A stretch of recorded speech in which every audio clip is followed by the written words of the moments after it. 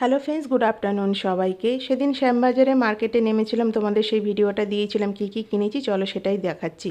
সবে মেয়ের জন্য কিনেছি।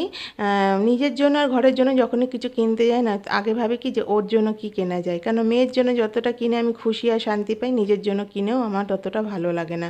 যাই হোক, তাই নতুন নতুন যত টিফিন বক্স হোক, জলের বোতল, ব্যাগ, পেন্সিল বক্স যাই আসুক না কেন মার্কেটে, আমি যতটা পারি ওকে কিনে দেওয়ার চেষ্টা করি। কারণ ওকে দেওয়ার মতন মানুষ থাকলেও কেউ দেয় না।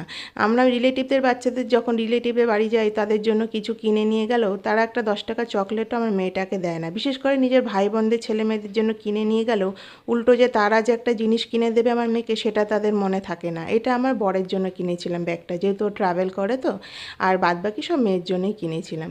তাই এখন থেকেই ভেবে নিয়েছি যে অন্যর বাচ্চাদের দেওয়ার থেকে নিজের মেয়ের জন্যই সব কিছু দামি দামি গিফট কেনা ভালো, যাতে আমার মেয়ের কোনো দিনও আক্ষেপ না থাকে, আর ও যাতে কারোর কাছে কোনো দিন আশা করে না থাকে যে তারা আমার মেয়েকে দেবে। চলো টাটা, বাই বাই।